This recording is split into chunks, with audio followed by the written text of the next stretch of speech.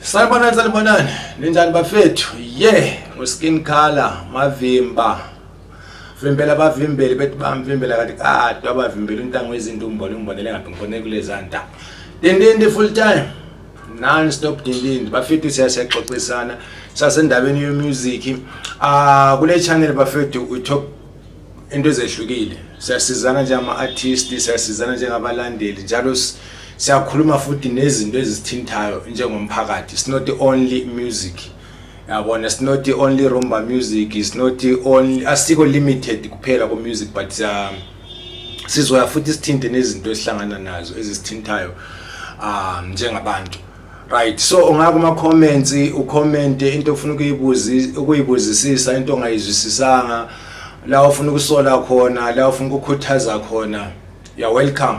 Asivaleli umuntu phandle, so you can go there and comment. Please subscribe and share. Into mayibona ngani ingasiza omunye umuntu, please share. Dindindi full time ku YouTube, dindindi full time ku Facebook. So ke ngiqedelele umbuzo I think lokuza uthi kona, how can we make money? Ngisho laba ama artists as an upcoming artist, how can I make money ku digital platforms? Because so abantu manje abathi uthi bathengisela iCD awuthi lathi kona hayi wayengafaka ingoma zakho kuma YouTube. So ngithanda ukuthi ngichaze namhlanje indaba le kubalandeli nakuma artist eme kanje bafethu. Sinama streams whereby people are streaming sinabo into ezifana nabo Spotify kakhulu. Ngifuna ukuthanda la ukukhuluma kakhulu ngama companies aziwa kakhulu, especially Spotify nabo iTunes maningi. There are a lot of them. There are more than 200 actually. Digital stores ako online, right? So kubalandeli bethu abathi kona waye ungafaka music wakho ku internet. Indaba le imika nje so, if ngifaka music wami ku internet ngifaka kuma streaming services anjabo Spotify, fine. Ngifaka kuma streaming services like YouTube, ukufaka music wakho ku YouTube, ufaka music ku Facebook, you're still going to stream it, you're still going to listen to it ku Facebook. So if umuntu ethi kona music wakho uyatholakala yini ku internet, kufuze understand ukuthi sikhuluma ngani, because internet ngumhlaba uzimele ngokwawo, it's big, right? So umbuzo uthi i-artist or njenge artist angenza njani imali ku internet, it still goes back to numbers. Numbers ofana nabo Nigeria. In Nigeria inabantu aba more than or close to 200 million Nigeria pay. So the reason you've seen ama Nigerians being progressive a lot, Nigerians one bayaphikelela, bayaforce, bayapush into yabo, bayabelieve into yabo and baningi. So numbers matters. Mawuhlala izweni njengebotswana labantu abangawu 2 million. So phakathi kwabantu aba 2 million sibala nabogogo nabokhulu nabantu abazihlalele emakhaya abangenandaba na internet kwakhona, abangena na Facebook account. So you will reduce number to abantu aba active ku internet babe 500,000. 500,000 le akusho bakulandela, akusho bakwazi. So numbers matters from siqala ngezwe la uhlala khona. Yabona. So how to make money? How to make money, you have to build numbers. If you don't have numbers, unfortunately ku internet most you will see abantu befaka ama examples ukutona Justin Bieber yenze malini, Drake yenze malini. Those guys are international. Those guys are in the United States. They've got a lot of people following izinto ezenzakala ku United States. So already you cannot compare yourself nabo Akon, nabo Justin Bieber, nabo Sean Paul, nabo ban. Because those guys already they've got millions of followers. So if on a song you go Spotify, automatically that song will be played and streamed a lot of times, of which it helps Spotify, algorithms of Spotify to continue pushing that song to many people, even to people abangaziyo with the name of that artist. That song will continue being pushed by ama algorithms. Wonke ama platforms or ama website, internet, asebenzisa ukuthi algorithm. Algorithm isho ukuthi ona artificial intelligence, that software can see ukuthi into le iyathandwa ngabantu or ayithandwa ngabantu. So if uzofaka isong yakho ingene ku Spotify, awunamuntu okwazi. So it means isong yakho for the next 3 hours akekho umuntu oyistreamile, for the next 24 hours akekho umuntu oyistreamile, for the next 3 days akekho umuntu oyistreamile.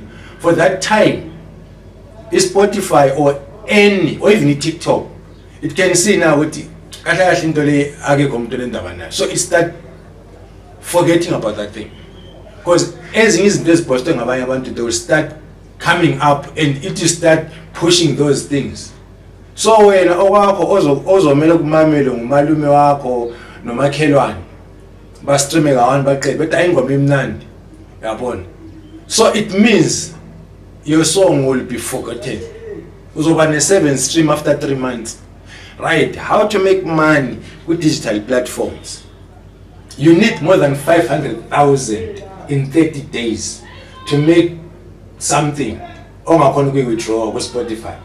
500,000 streamers. Ama streamers akhona, if umuntu amamela isong yakho 5 seconds it doesn't count, 10 seconds doesn't count. I think it only counts after 15 seconds.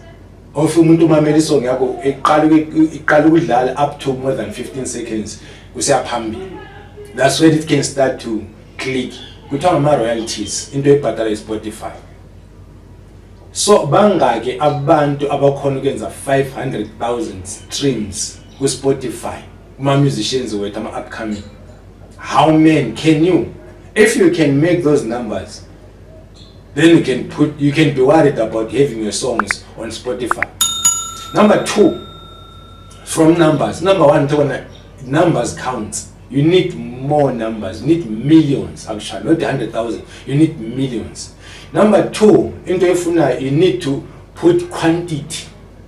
It's no longer about one song. Yabona, lokho sithi hayi no nesingle ebuyayo nesikuze August. It's not going to work for you. You need more songs. Maybe ngenyanga produce 20 songs, 30 songs. If you can each and every day post new song until Spotify is recognized this guy is uploading. So if you are going to upload one song uhlale 3 months, uzo upload one song uhlale 6 months, it's not going to work for you, bafethu. Singakhohlisana. So now it's numbers, it's quantity. Quantity yafunakala. You have to put more, a lot of songs, and you have to try to make sure that ama songs wakho amnandi. Don't just jikela anything. Jikeleni ukuthi okay kufunakala more songs, udoba loba yini, ucula loba yini, upost, it's not going to work, because even umuntu ozomamela uzothi this guy ngeke ngeke badlala ngathi. You understand? So quality, trying to balance the quantity is not easy. It's not easy. Ukuzulolonga music wakho as fast as like each and every day you're posting a song. It's not easy. But there are ways engizokutshela ngazo how can you do this. Number 3, from number 1 staying on my numbers, number 2 stay quantity, number 3 it goes back to the traditional thing in marketing. But fair to market your stuff, find the ways how to market your stuff. Le ngeke iphele so hlala sikhuluma ngayo kuze kube nina ngazi. But in marketing it goes phambili. Even ama videos angazi amangaki, angazi amanje anjani. Each and every time you have a clip of a visual, because abantu manje sebebukela ama videos than audios. So it's not easy for abantu bamamele audio nje enqunu. People would like to watch something enzakalayo. So again, ekhona manje push up TikTok, especially abafana bamapiano. What they do, they start recording themselves or shooting a clip of themselves while they record the song. Then by ngama dance challenges whereby isong nje abigidwa kanje, then that thing becomes a trend. It's a part of marketing, that thing. So don't run away from marketing. If you want to make it, if you want to find those royalties from Spotify, from iTunes, you need to market your stuff vigorously. You have to market each and every day. It's not easy, Buffett. It's not easy to make money on internet. It's not easy. It has become simple. Now, social media came, digital world has came. It has made things easier for artists to discover it, like but it didn't make it easy to raise money. Because they were what you call it, gatekeepers, middlemen. For your song, it should go to radio, should pass through newspaper, it should pass through TV. Submit this on TV, hey, this and this and that, this and that. What radio? I've tried to submit my music in 2010 and 8 to 2010. I failed. But thank God, because of it digital now, already. We don't need to do already. We went to the radio, but as long music on radio, there was no way. You should be published in newspaper, you should be published with TV. Then you become big. Just over the videos that are with TV, also big. But now, it's now TikTok, it's now Facebook, it's now YouTube. So that thing, it gives us an advantage with abantu bakwazi ukusibona. But it doesn't mean ukuthi sokwenza ukwenza imali. Angazi mina ngicaca ngalapha. So ningakhohlwa njalo bafethu. If usimamela uzofika lapha ngiyacela ushare video with others ukuthi ngabasiza. Subscribe, like, comment. So, three into engikhulume ngazo. Numbers matters. Build those numbers. Build those numbers. How do you build those numbers? It's number 3, like in marketing. Marketing. Marketing. Make sure with each and every day you upload something. How you can market your songs. Because there are many ways as paid. You can find now this one I can do. Because which will require money, require equipment, this and that. But it's called now. I'm going to push. Thank you, Buffett.